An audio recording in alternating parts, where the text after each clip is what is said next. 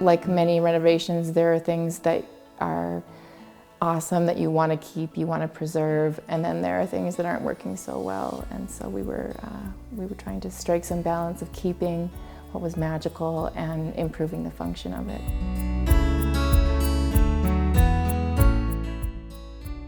The owners had seen this A-frame that was on sale, and they were like, this is perfect. This is magical. It's this hidden gem in Steamboat that we love so much.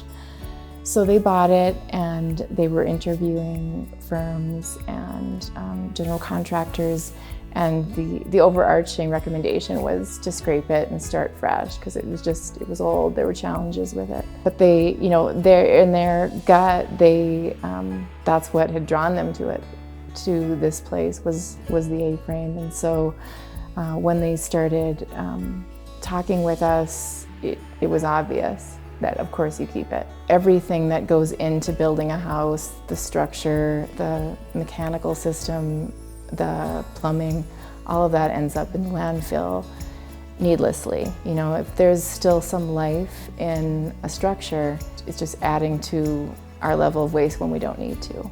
There's just something intangible about it that you can't always get by starting fresh.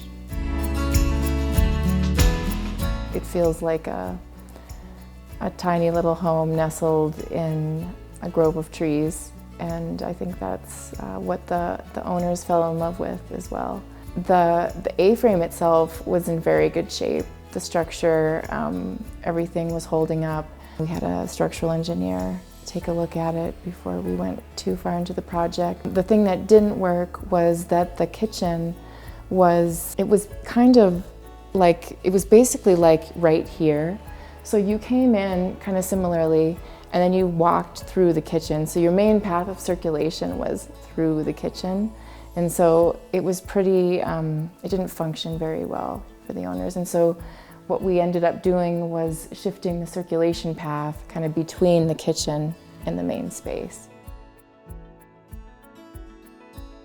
The A-frame itself is challenging because you have no walls, basically. The walls are the roof. And so you really only have windows in one direction, and fortunately toward the view. So we opened that up. Previously that had been more, there was a big sliding door and then some punched openings above. So we maximized the glazing there, and then provided shades so the owners could adjust that, you know, when they're getting glare at certain times of the day. This is so light filled, but they do get blasted early in the morning.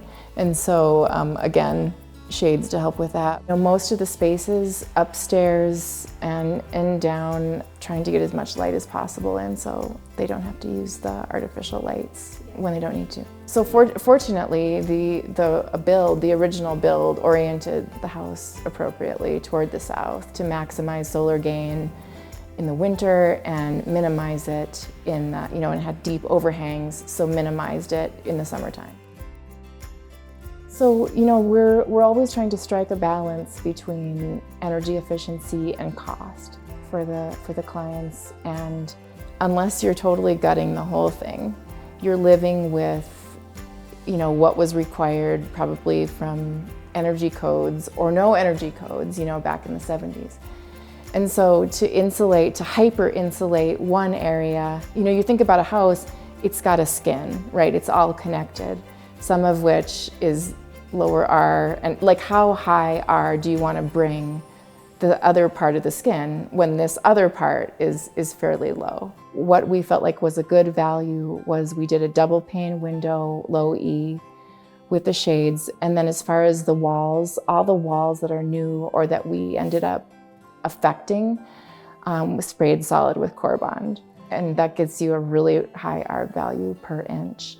The roof actually of the A-frame already had a continuous thermal break, rigid insulation on the outside. When you pull the structure inside, so it's exposed, you have the opportunity to run continuous insulation over top. So if you think about a typical roof assembly where you have maybe 2x12 rafters at a certain interval, and then you have insulation in between. Those 2x12s, there's no insulation there, right? And so if you pull the structure inside the envelope, then you have the opportunity to run continuous thermal insulation. The new assembly has rafters, but then over top we did cross-vented Atlas panels to provide that, the venting to keep the roof cold in the winter so snow doesn't freeze, thaw, melt, and create issues with the roof. But it also creates a continuous thermal envelope, which is a better and more efficient way of keeping your energy inside the house. There are so many local craftspeople. The steel railing is custom, and like this banquette, to the extent that it fit in the budget, like the cabinets, for instance, were done by Fidewa Cabinetry. So that was something that was really important to us. Chris Drobeck, Nordic Steel, did the steel work here, and he did just a stunning job.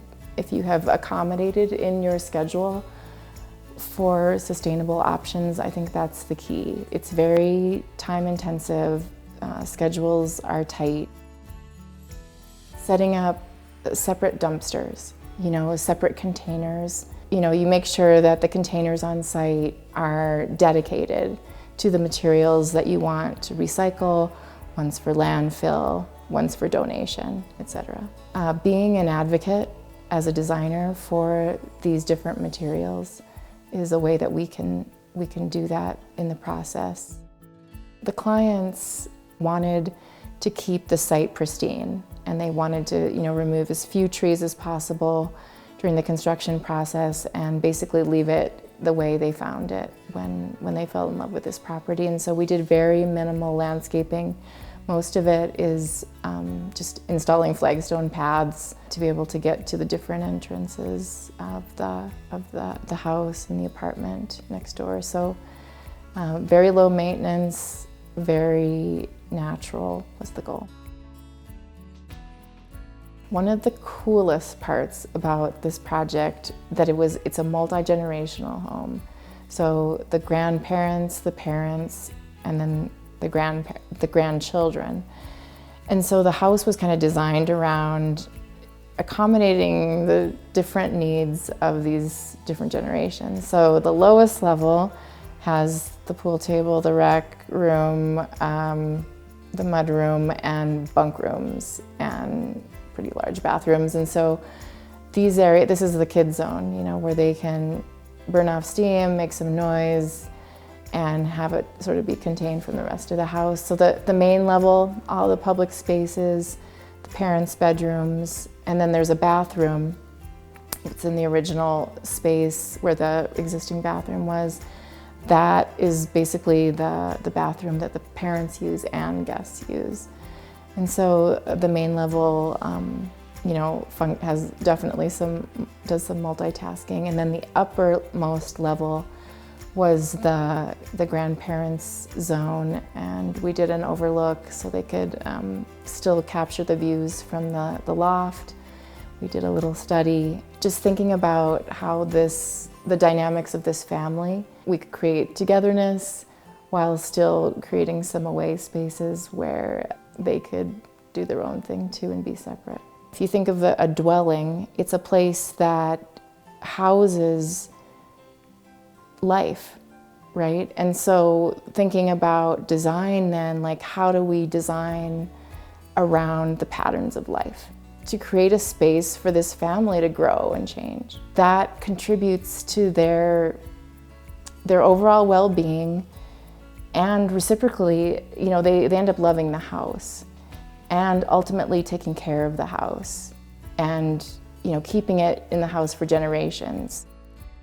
Escaping the flurry of life back home and coming to a place where they could, really slow down and just be.